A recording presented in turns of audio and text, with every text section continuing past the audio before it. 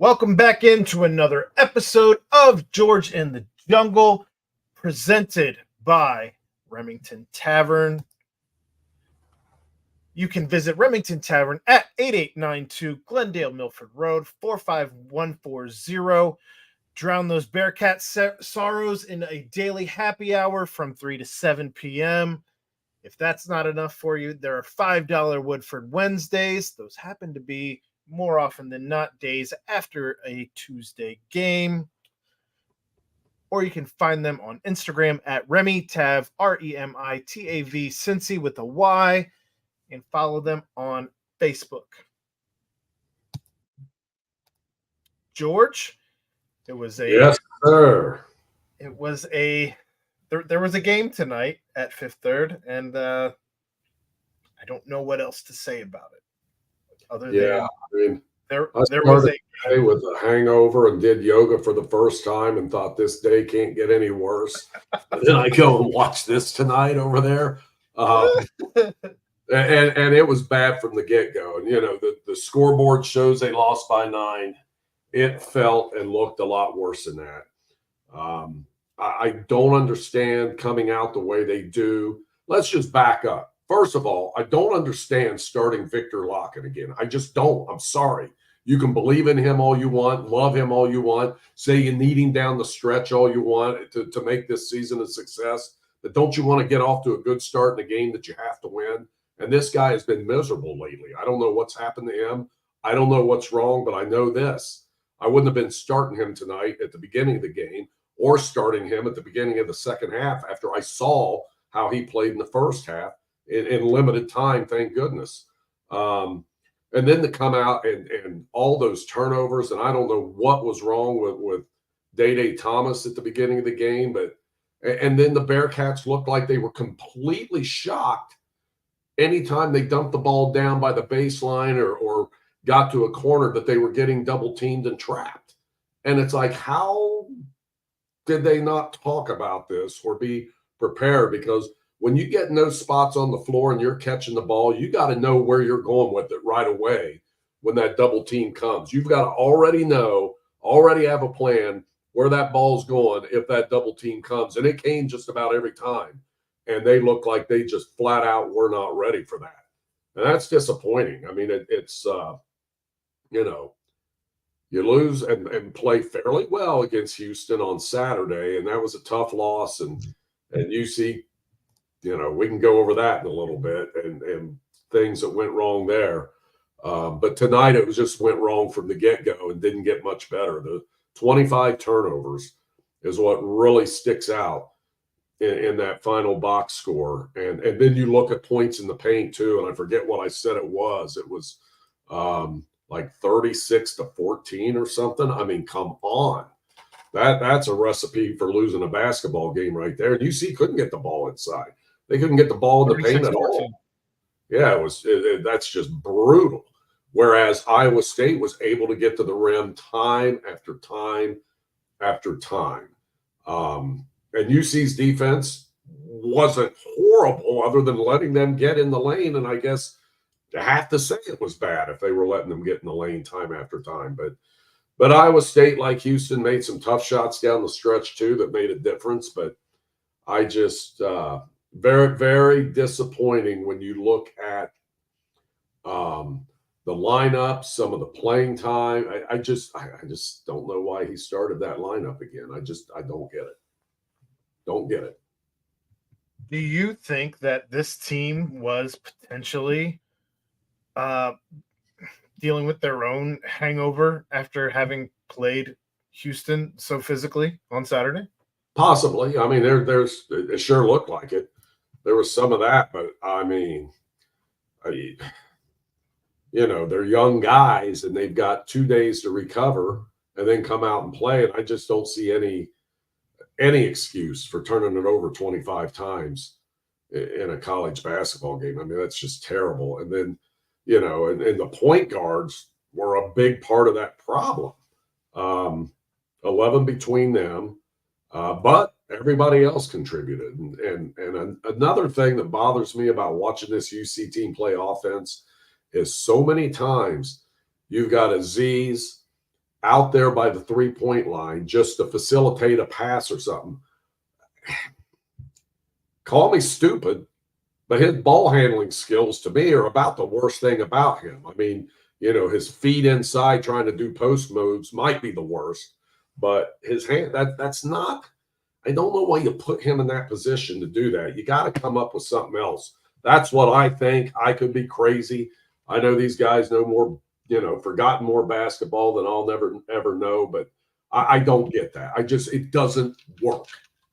And so that was frustrating to see again. Well, speaking of frustrating, I know you brought up at the beginning of your tirade here, frustrated with the starting lineup. Vic Locken only sees 9 minutes in this one as a starter, goes 0 for 2, and he's been in a slump, I think is a fair word to use. Oh, yeah. Only ends up with 1 rebound, an offensive rebound at that. That's it on the entire stat line here. Something's happened to him. I don't know what it is, and I know, there's a tendency to say, well, they're playing better competition, but he's had good games against good teams and good competition. But it seems like ever since he missed that game when he was sick, I think that's when this started. I don't know what happened or what's going on, but something's not right there.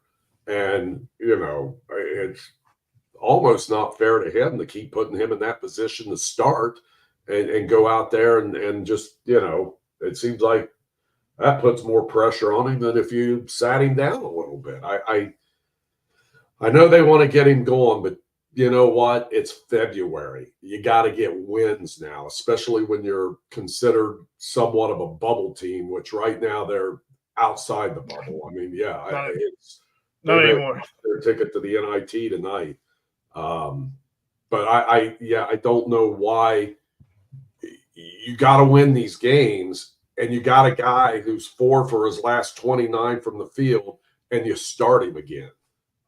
It just doesn't work for me. I just don't get it, and I wouldn't do it. And I will disagree with Wes Miller now, tomorrow, and the next day on what they did with him tonight. And quite honestly, Saturday, I wouldn't have started him Saturday. In the chat here, Graybush Live says we had 3 starters score 3 points. Graybush Live, I'll raise you 4 starters that in total scored 7 points. Because you had Vic with 0, Aziz with 1, Newman 2. That one came on his 4 free throw attempts. Newman had 2 on a dreadful shooting night for him. Although he kept it limited, he was 0 for 3. His 2 came off of free throws, 2 for 2. Day 4 points on 2 of 5. He had 6 turnovers to lead the team. Of course, there were 4 unaccredited turnovers. I'm not sure who those are going to be. They're on the stat sheet. They're not pinned on anybody. I don't know how that's possible, but yeah, that's a lot of turnovers by the invisible man. Bandego with 4 turnovers in his line. He did have 7 rebounds, but 0 for 1, took 1 shot. That's just a brutal stat line. And then you've got Skillings down there, just 4 of 11, but he had 13 and 11 rebounds. And no turnovers by him, and he wasn't starting. And I just, when I saw that lineup come out tonight, I'm like, please, dear God, have 1 big and let Skillings start this game. And that's not what we got. And, the beginning of the game was as bad a stretch as anything. Dan was a bright spot. He also had 2 blocks, 2 steals. That means he caused 2 more turnovers than he even committed, which no one else on this team can say that. Yeah. But he's the only player. Well, I take that back. Jamil actually finished with a higher plus minus with 9. Dan finishing with plus 6. Well, it's really disappointing. I mean, they've just put themselves in such a bad spot now. They've got limited opportunities to impress people. And, where are we at record-wise now? It's in conference? What's or that? At home? in conference or at home? Yeah, conference 4-7. Yeah. They're in big trouble here. I mean, can they go 5-2 down the stretch and get to what we feel like might be a magic 9-9? And then if you do make a little run or win a couple games in the tournament, they can pull it off. But that's asking a lot for a team that we've seen do what they've done over the past couple of weeks. You're asking West Virginia. You get the good win at Texas Tech. You come back, play well against Houston, but not well enough to win on your home floor after you had a 38-31 lead in the second half.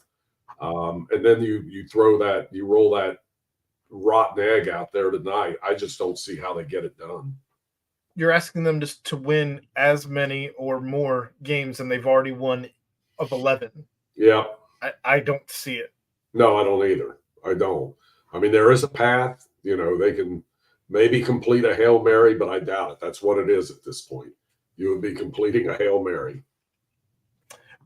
People in the chat here talking about Fifth Third and how they need to play at Fifth Third better. I think I'm going to challenge the people at Fifth Third, though, to be better. Cheering a guy for being pulled off the floor is not a way to support your team, really. I don't like it. I don't like it. Booing a guy who's on a slump is not really a way to get a guy out of a slump. I feel like the fans, I can understand you're frustrated. I'm frustrated, but I don't know that that's helping anything when you're there in person. Well, the comment about the slump buster is true for Vic. I mean, something's got to give, right? You got to come up with some way to get out of this slump because I mean he's in the middle of it, and I just don't know. I don't know how you get out of it, but as the chat said, Mark Grace figured it out. So, yeah, I mean, there's good points in here. What did I see? The Iowa State defense. I mean, my God Almighty, they do play their defense, but you got to be ready for that. You've got to have like a plan. You've got to know these guys are going to trap and double you team you down there. It just didn't look to me like the Bearcats were ready for that. Yeah.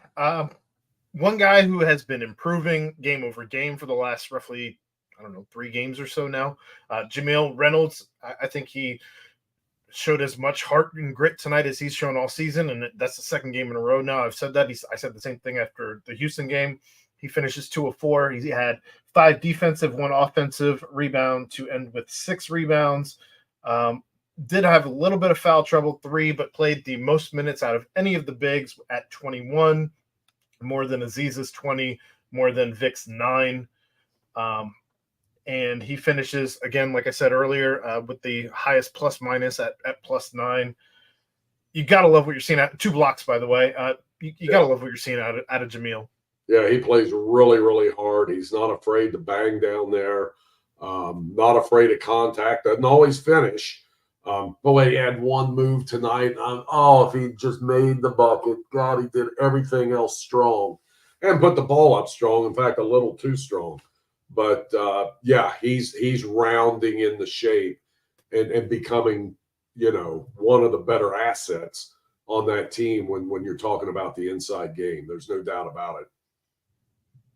I don't want it to be confused with me blaming the refs for this game because it was certainly not the refs' fault, but I did put a tweet out tonight. Got a little bit of traction. I don't know what a foul is anymore, George. This conference has confused me to where we call hand check fouls, but we don't call as a guy with handling the ball. We don't call the forearm shoves. We don't call anything if a guy's going up for a layup, it seems.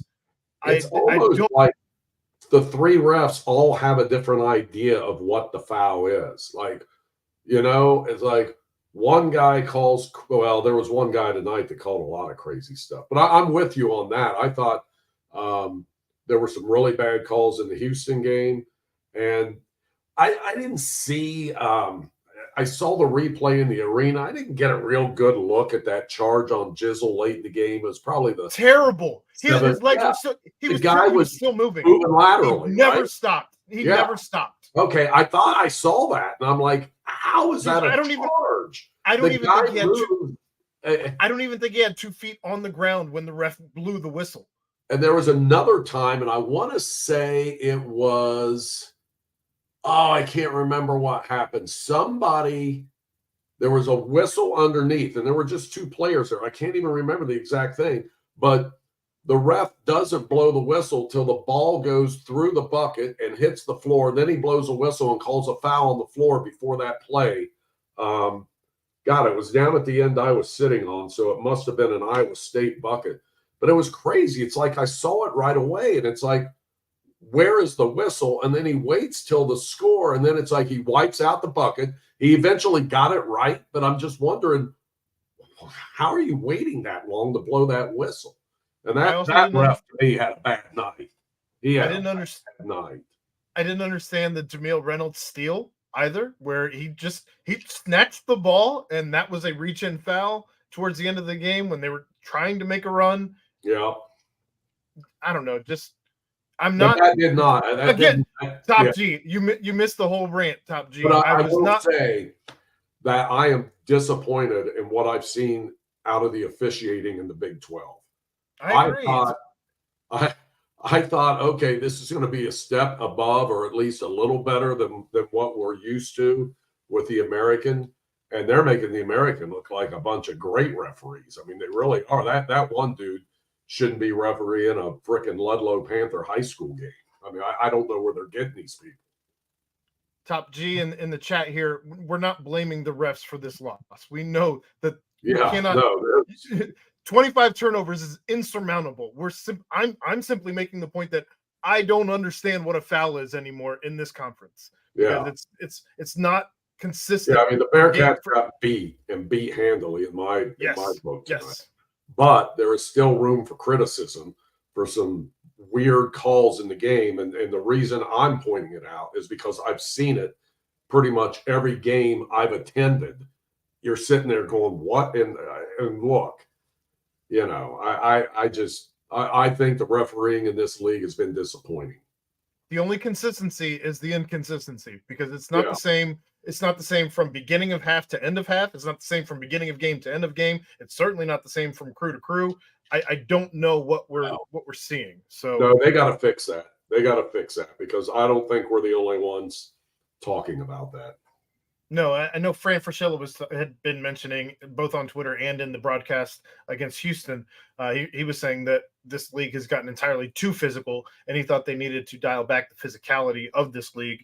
But I'm not necessarily worried about how physical the league is. Just make sure that calling a foul is consistent across the board. Correct. That's all. Yeah, that's it. I don't think that's asking too much. No, I don't either. And look, the Big 12 needs to work to make that happen. In fact, someone told me, maybe this is true or not true, that they didn't even really grade their officials till at some point in this season. They decided, I guess we better keep an eye on these people and grade them. Not that any of that matters.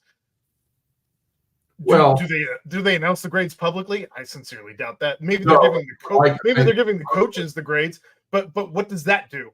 Well, you would like to think internally that some guys don't get asked back next year, that don't make the grade, so to speak, and that's how you have to handle this stuff. There's no other way to do it. If you just tell a guy, hey, you missed a couple calls, but come back next year and make whatever you make a game, again next season. That doesn't solve a damn thing.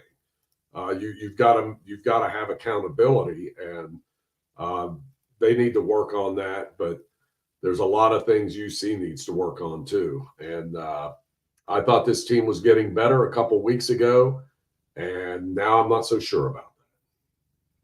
Well, the only reason Cincinnati stayed in this game, 37 points from their bench, 15 points off of turnovers for Cincinnati, but that was met with 26 points off turnovers by Iowa State. Yeah, and it was 26-9 in that department until the last couple of minutes of the game. Only 4 fast break points for Cincinnati. Just not great. I know. I understand you're bringing up free throws here. Cincinnati did have 17. Iowa State had 8.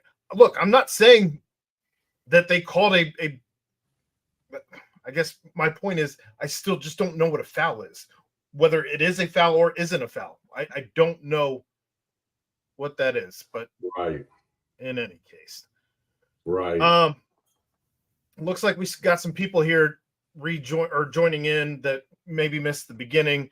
We did address that the starting lineup probably should have been changed, if not this game, maybe even It should have against been Houston. changed Saturday. And I'll be damned if you come back out and do the same starting lineup in the second half like happened tonight. And if I'm not mistaken, that may have happened Saturday as well. Saturday they did change the lineup. They did it second half, but I think Vic was in to start the second half on Saturday, if I remember correctly. I thought they brought in Dan. I don't know. Maybe they did. But why would you bring him in tonight to start the second half? I mean, first of all, I don't know why you did it for the first half, but it's not just him. It's not just him, but he is a reason for what happened tonight. But my God, those turnovers, that's what ultimately was the biggest problem tonight. Iowa State does everything the right way. I don't know that I've seen. I know we are coming off a game against Houston where they also do everything the right way. Houston plays perhaps a bit more physical than even Iowa State. But Iowa State, honestly, nothing really jumped off the page for me as far as anybody being outstanding. They just seem like a very fundamental, well-run team. Everything they do, it seemed like, was a well-oiled machine. Whereas they are a very well-coached team, and it kind of looks like everybody can do a little bit of everything with them. It's a tough team. I mean, they're 10th in the country for a reason, and that was on full display tonight. But man, that defense is. I mean, I think I was more impressed with that than maybe I was Saturday with Houston. I don't know. It's on that caliber. It is definitely on that caliber. UC could not get the ball in the paint to save their lives. In fact, I'd love to know how many of those points in the paint were in transition as opposed to a half-court offense. I know Dan had the one dunk, and that was in the half court when he took it baseline. But I don't think they got I don't think they got too many more decent looks inside. Well, I would think it's a safe assumption that Jamil's 4 were probably in the paint. I don't know that he really plays out of the paint. Yeah, thank God he doesn't stand out at the 3-point line and launch it. And Aziz, neither Aziz or Vic or John did anything there in the paint as they were not credited with a field goal. Yeah, Seamoss had a couple nice plays inside in the first half where he drew fouls, and I thought they were going to get that going. And number 12 had a couple of quick fouls. They got him out, and somebody else had a couple. I thought they might be able to keep working that, but it just didn't happen. It just seemed like it just wasn't there, and probably Iowa State had a lot to do with that. They obviously fixed something because that didn't happen in the second half. Yeah. I don't know what this team is going to have to do. I mean, to get right, like to where they're even. I don't know that there's anything this year's iteration of this team can do the rest of the season to get right and I mean, what 5-6 wins to get in the tournament if they to complete the Hail Mary that you talked about earlier? Yeah, probably. I mean, 5-2? If they can get 5-2 and get one in the tournament, that might get them there. It's going to be interesting. I don't know that it guarantees it, but it probably gets them in. And that depends. You know how that bubble is every year. There's people losing all over the place, and it changes so much. So hopefully they get back in the conversation, but they're going to have to start playing better than what we saw tonight. There's no doubt about it. And what we saw at West Virginia, too. Those are two somewhat disturbing performances out of this team. Brent did put out a tweet tonight. He said a positive from tonight is the continuing development of Jizzle James. The Bearcats freshman had his second highest scoring output of the season with 16 points leading the team. His 4 made triples are a career high and more than he has made in all of Big 12 play combined. Yeah, he played really well for a while tonight. I felt like, in the second half, it kind of got away from him a little bit as the game wore on. But, man, he came in and played very well in the first half for the most part.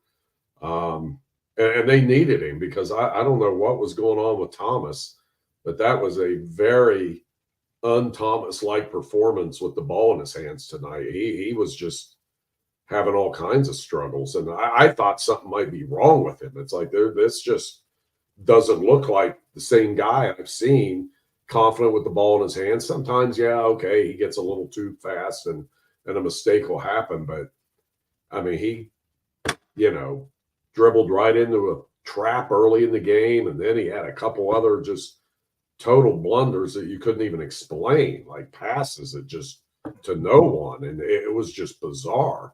He dribbled the one ball off his foot early in the game, coming down the floor and getting down close inside.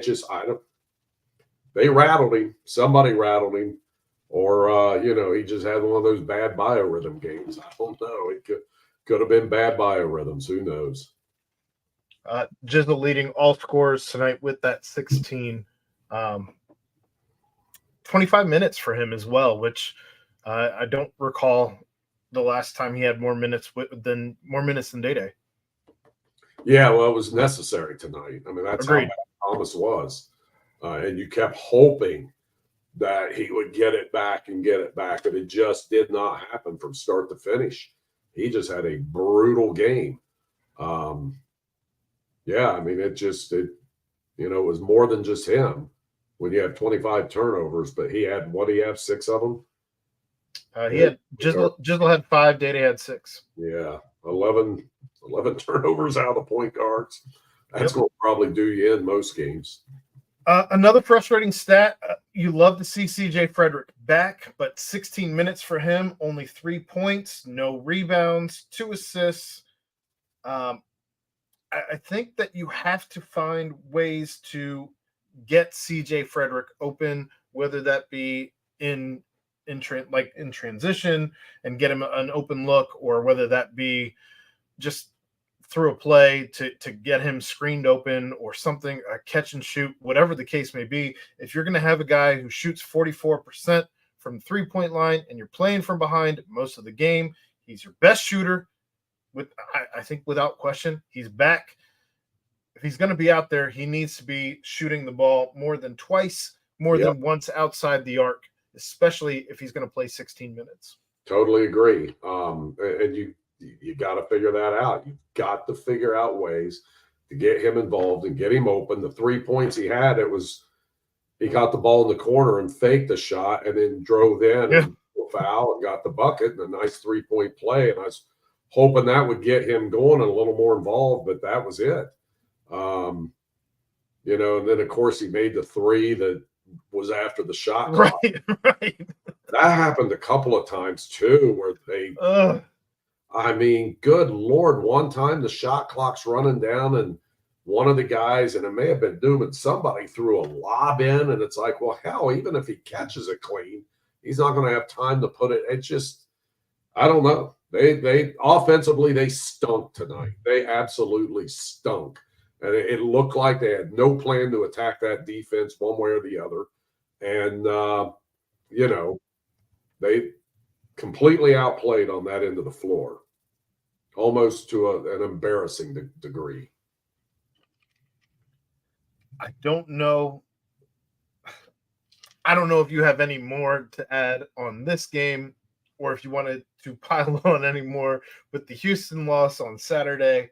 The only thing I would say about the Houston loss, and I thought they played well. I thought defensively they played well.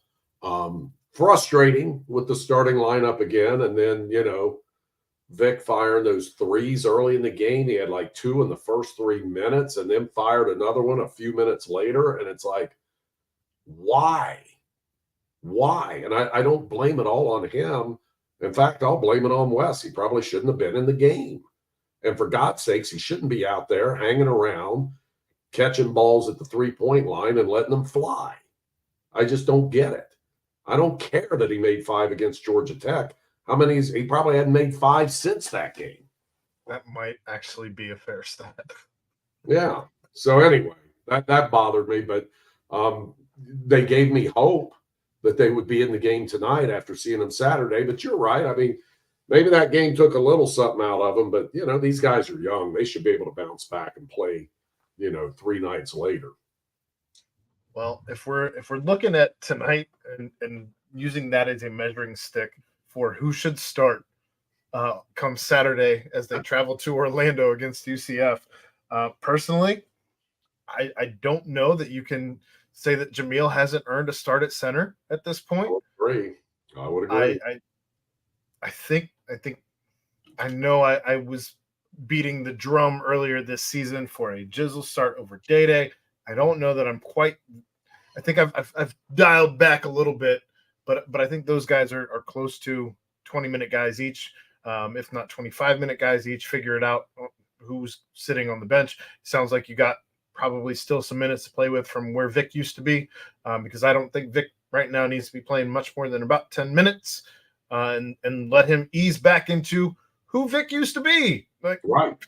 Find some bunnies, find some stuff down low for him to get back into his groove. Right. Get some rebounds, stick them back in, things like that. It seems like that has just completely gone away here lately. And I don't know what's going on.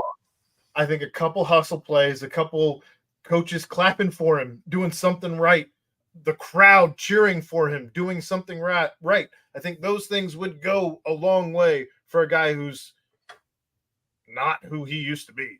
Yeah, no, there's something going on. And like I said, it's just, well, now we're looking at 5 straight games or something like that he's played poorly. And it all started after he was sick that game. I don't know what's going on. What game was that? Was that West Virginia or before? It was. I can't even remember now. It might have been before that even. Yeah, I think it was before that. There's a stat. Lockins made 4 threes in 10 conference games. So there you go. So he may have made a couple more in non-conference. So maybe he has made more than 5 since Georgia Tech, but it's got to be in that ballpark. But yeah, you go down to Orlando and you play a tough UCF team that has been not an easy beat at home. Right. I would think that you're probably going to see. I guess for me, I would like to see it be what Day and John and I guess Seamoss and Dan and Jamil. I think that's my 5. I can agree with that. I think some of the times, of course, it depends on who you're playing, but they've looked so much better with one big some of the times. I just don't understand this fascination with playing these guys together all the time. I haven't seen it work. We had 0 points when Wes made his first substitution tonight. 0 points. Yeah. 0 points and how many turnovers, I wonder. God, I think we had 11 by 8 minutes into the game. Yeah, it was just awful.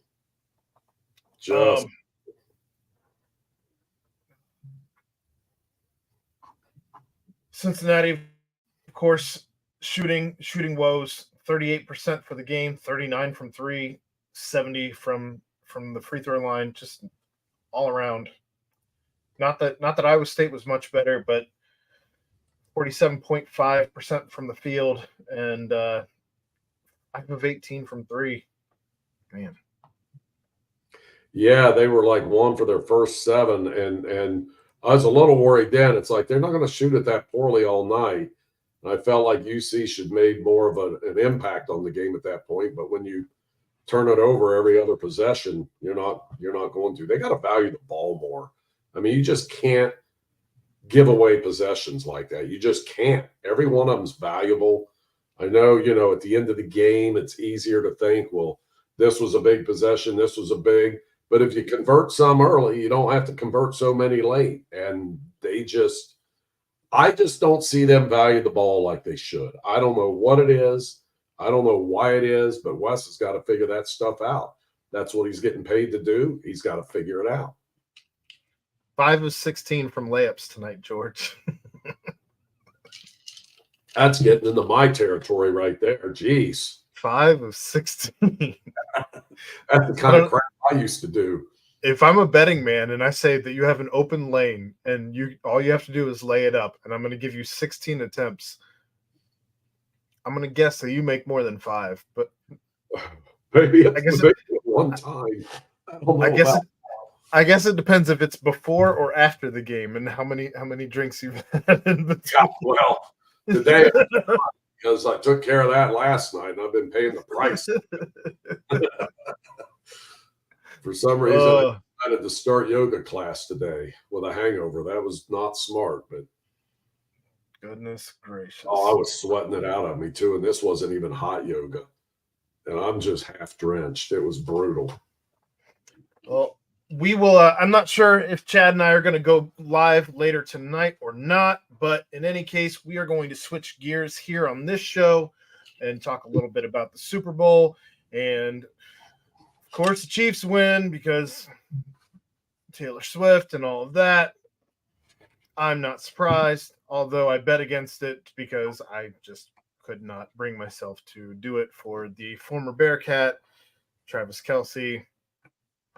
But the more fun stuff for me was watching Jason Kelce and all the videos emerge from him celebrating after the Super Bowl, because I don't know if you've seen any of these videos from him wandering around Vegas. I should have looked and I didn't, because first of all, I had money on the Chiefs, but even in their last drive, I'm like, I don't even care if they could turn it over for all I care. I was having a real hard time even rooting for my money in that game because I just wasn't thrilled with either participant, if you know what I mean. It's just, and I bet on the Chiefs because Patrick Mahomes. I mean, that's what I was doing. And when push came to shove and they had to have stuff done in that overtime drive, he did it. The 4th and 1 when he kept it, got the first down. Then they called a designed run right after that, I believe, and he got about 10 to 12 yards on that. In fact, he was the Chiefs' leading rusher in the game. And he just, I know people in Cincinnati don't like him and they're sick of him and all this stuff, but boy, he's a winner and he's out there every game. He shows up every time. I don't know how he's avoided major injuries the way he plays, because he plays very hard. He doesn't, but then you got to think like the Niners. What bothered me about them is on their drive, and I believe I'm correct on this, in overtime, and we can talk about that overtime decision too to take the ball first, but they're driving down the field and McCaffrey just ripped off like a 5 or 6 yard run, and he was carrying them on that drive. And then on second down inside the 10, like second and maybe 4 or 5, they try that goofy freaking shovel pass thing or something to McCaffrey. I can't remember. They did something odd, and it got blown up for no gain. And I'm just like, why are you turning to that now at this critical point in the game when your traditional stuff was getting the ball down the field? You were driving it down their throat, so to speak. And that Chiefs defense has played great lately. They have played great. And that's the reason they won that damn Super Bowl. I mentioned Mahomes first. I should back up and say the Chiefs defense is why they won that game, but Mahomes had a lot to do with it too, obviously, engineering that final drive. But I thought the Niners tried to get a little too cute, and they had to settle for that field goal, and that ended up costing them.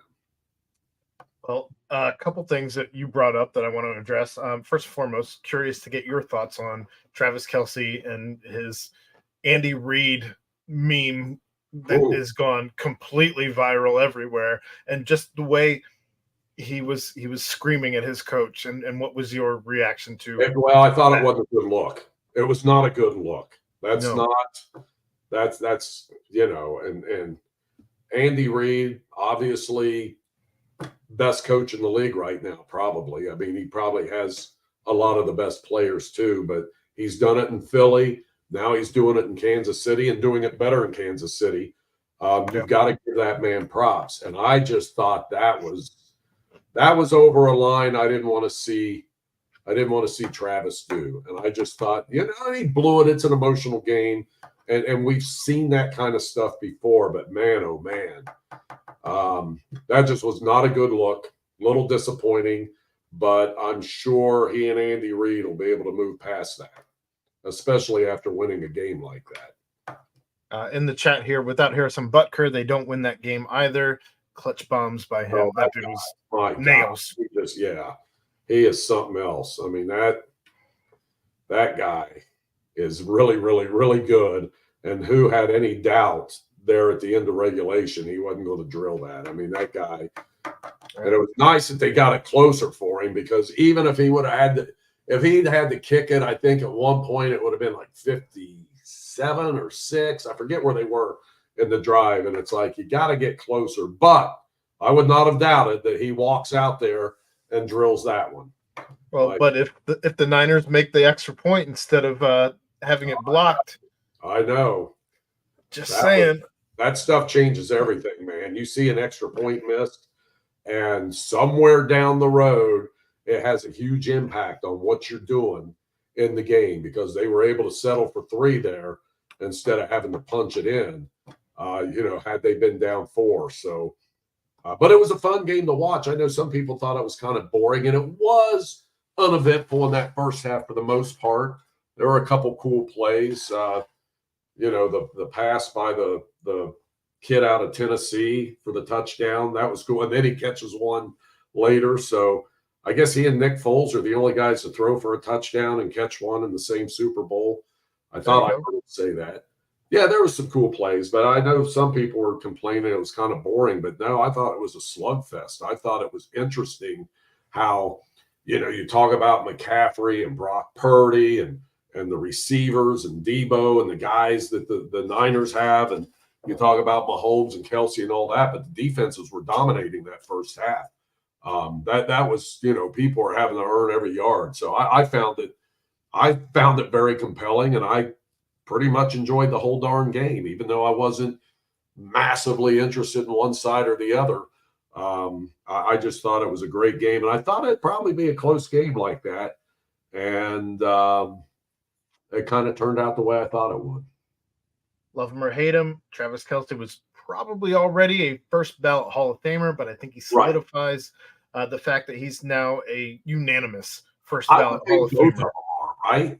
I got to think Jason and Travis both are first ballots, right? Well, I think Travis was already a first ballot. I think now he's a unanimous. Yeah. Just that he will receive votes across the board, and no one who has a vote will not vote for him his first Hall of Fame. Whereas Kelce may receive not all. I think he'll still be a first ballot Hall of Famer. I just don't know that he's going to be unanimous. But yeah, Travis and his record and just his he shows up in big games, and I say that about Mahomes too. But there's Travis has helped him out a lot. He is the best safety valve out there, and Mahomes makes great use of him, no doubt about it. That's a combo that's tough to beat, unfortunately. But hey, there's always next year for the Cincinnati Bengals. That there is. Zach Taylor was at the game tonight, by the way. He was. He Bearcats luck. In fact, this is terrible to say, but the Bearcat offense tonight looked much like the football offense the year he was here. It was bad. What, because they turned the ball over? It was bad. The year he was here, the Bearcats couldn't score anything in football. I was just trying to make the turnover joke, Yeah, he no, was I there. got you. Kirk Herbstreit was there as well. So Yeah, he got booed again, and then he did he did the UC sign, and then they kind of let up on him a little bit. But Do these fans not realize they're recruiting his son to be a quarterback at this school? well, I don't think they care. And I am going to say this, getting back to I brought up UC again. I got to give credit to the fans, and even like the fans in the upper deck are phenomenal. They show up, they're loud, they're always screaming. They don't leave early. Saturday was like a blackout deal. Wear black. They all wore black. I mean, like, you look down, and the lower level did well too, but there was still some red and other stuff. Some guy was wearing a Were they red sweaters from the Jets at that Houston game? I don't know what that was all about. That was so random. I'm serious. He was down in the front row behind the Houston bench, and it's a Boomer Esiason Jets jersey. But that upper deck is phenomenal. Those people get 2 thumbs up for me for showing up, cheering like they do, and participating in what to wear.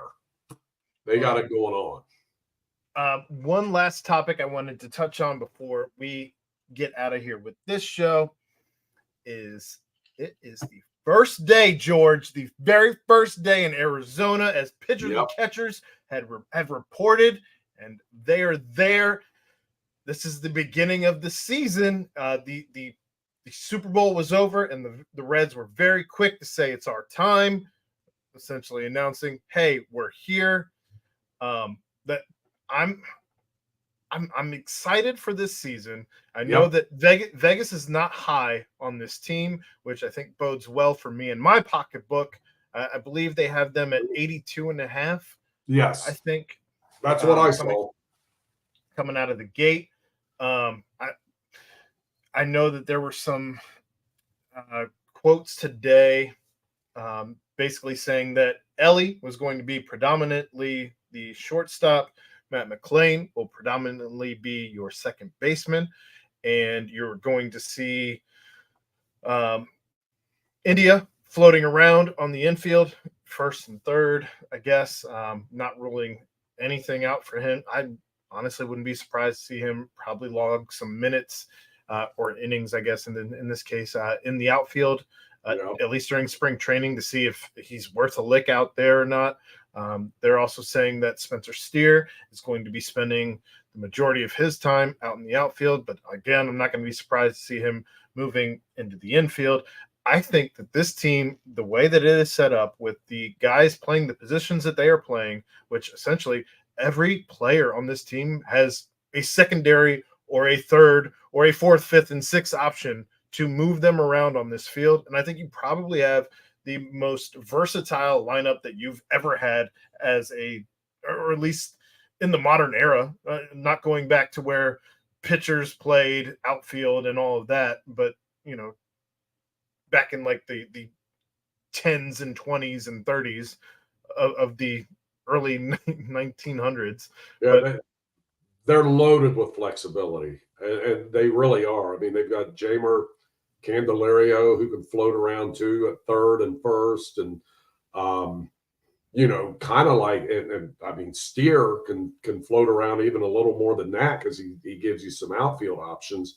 Mm-hmm. It's going to be very interesting to see this unfold in spring training, and a lot of times those spring training games can be tedious and all, but there's a lot of stuff to look for and how the Reds are going to play that. And, they're going to give a lot of guys a lot of looks at different positions, I think. And I'm excited for this team too. And some of their pitching signings, I mean, Montas has to be healthy, and he's got to, I mean, that's a big gamble they made, but they've got the money to do it. Hopefully it pays off for them. They've got, and look, they've still got a lot of young pitchers that could step up and fill the void too. They've got several of them. So we'll see what comes back from injury and the pitching department and how they do there. But I'm pretty excited about where they're at. I can't believe the amount of people they have that can play infield positions. And, signing Josh Harrison last week. and we'll see if he makes the team or not. But he's certainly a valuable veteran, and it was worth a shot. It's worth a minor league deal to come into camp. And as we talked about last week, there's always injuries, and we'll see it. But at least they are now much more equipped to handle injuries. There's not, you don't want to lose some of those frontline guys like McLean or Ellie. But if you do, you've got viable options to replace them and play at a major league level and not a AAA level. And I'm excited about the depth they have. And they've got a lot of options. I brought up Montas and the pitching. They got a lot of options there too. It's gonna be a much different feel, I think, to this team coming out of training camp. Because last year I didn't expect anything out of them, and you didn't realize when these guys they brought up were going to be so darn good right out of the chute. Hopefully Ellie can make the adjustment and not chase so many pitches and make them come to him a little more. That's going to be interesting to see. And I'm sure they've been working him up one side and down the other to do that. And when they do, look out. I mean, if he gets it to that degree, because, I think we saw enough out of him last year to know that if he gets his pitch, he's going to punish it. Well, I know you talked about some of the versatility. We didn't even mention the versatility of guys like Christian Encarnacion Strand, who can play both corners. I think he can play a little bit of second as well. Noelvi Marte, who plays both third and short. I'm sure he could slot in at second if need be. Just the depth that they have in that regard is insane. And that's not even bringing up the fact that the farm might be as deep as it's ever been. And I think that allows you to, if they get to where I'm hoping that we're all hoping that they can get before the trade deadline, I think you've got a ton of pieces that you could move for it to become a legit contender, as opposed to holding this. If they're projecting well over, and I would probably be a little hesitant to pull the trigger on making a 1-year rental move with the Dodgers looming, with the Braves looming, with the way that both of those teams are set up. I think you'd have to really be ahead of schedule, but they certainly have the pieces to make some moves. Yeah, I think it's going to be exciting and it's going to be fun. I'll be very disappointed if it's not, but I just really love the way they're set up, and I love these young guys, and watching them play last year was terrific. And look, they darn near pulled off a playoff spot last year. Hopefully this year they can get it done, because and they went out and helped the bullpen a little bit, and they got Suter and some veterans that can help there. And I'm not sure about Marte and the hamstring yet, but I'm sure we're going to get an update on that really, really soon. When these guys start rolling in and doing their stuff, and we'll know what he can and can't do. Given their depth and the fact that it's only spring training and not in the midst of things, I think they'll be super slow in bringing him back. They're not going to rush him. Right. No, he'll be one of those guys. But boy, spring training is a funny deal, though, man. You go around, you see a lot of guys you've never heard of in the organization out on the field doing stuff, and you're able to, like, some guys will catch your eye, and you're just like, who's this dude? And they've got a guy, God, I can't even remember his name now, but played really well at AAA. Who am I thinking of? The God dang it. Oh, that's going to drive me nuts now. God, he's got to be not Martini. Who am I thinking of? Anyway, they're loaded with guys that can help this team this year. So I'm excited. Can't wait to see it get going, and the games will be coming up here in a couple weeks. All right. Anything else that you wanted to get to on this episode? No, I'm burned out, man. That game, that burned me out a little bit. Do you that's a good question here, Russ. Do you think we see Joey Votto in a, not necessarily a Reds uniform, but in a baseball uniform before the end of this season? Oh, boy, that's a great question. That's a great question, and I don't know. It sounds like he does. Yeah, I think you're right. It sounds like he doesn't want it to end. But I just can't imagine, barring something unforeseen, he would be in a Reds uniform. I think it will be somewhere else. I agree that it's going to be somewhere else, but I think that honestly, without having to give up any pieces, you could potentially be making a move for a around the trade deadline to bring in a guy like a Joey Votto if you're trying to make a push. Right. Necessarily the worst thing in the world. Yeah, and you can get him for whatever minimum because he's getting all that money. What's he getting? $7 million from the Reds for the buyout or something like that? I don't want to talk about that, George. Okay. All right. Well, it was not quite the Powerball number, but it's a big number. It's a and I still think hell of a number. I'm gonna guess that it's still not even the highest paid player on the Reds this year that's inactive. I think he did. God. Jason Vossler did tear it up last spring. Yeah. He was the catcher. That was the guy. Went off. Totally did. Totally. And then we carried 3 catchers for entirely too long. Totally. Yeah, that was just that was silly. At least they brought Maile back, and I think that's a good thing because he really did a phenomenal job last year defensively behind the plate, and helping the pitchers out, calling, and just a solid veteran leader and veteran influence in that clubhouse with all those young guys. He was tremendous for them. And a feel-good story because he's a hometown kid playing solid for his family, man. I'll tell you what, that family's put out some talent, like the tight end for the Raiders. They got a couple guys now that are hometown kids between him and Harrison and Suter. Yeah. I remember back there was a time it would have been the late 80s. They started a lineup that was pretty much all Cincinnati. And man, I'm going to have to really reach back because Chris Welsh started as the Ron Oster. You had Pete, you had Oster, you had Buddy Bell, you had Larkin, you had Parker, I think was still with them then. I believe he was.